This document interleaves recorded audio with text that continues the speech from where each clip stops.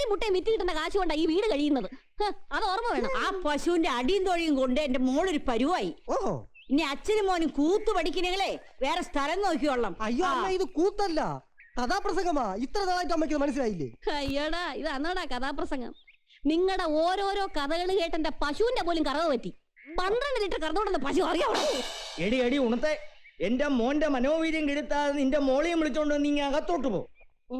ഈ സുപ്രസിദ്ധ ഹരികഥാപ്രാസംഗികൻ KK കിഴക്കേടത്തിന്റെ മോനെ സാംബശിവനെ പോലെ കേരളത്തിൽ ആരാധിക്കുന്ന ഒരു കാതികനായി കണ്ടിട്ടേ ഈ കിഴക്കേടം കണ്ണടയ്ക്കൂ.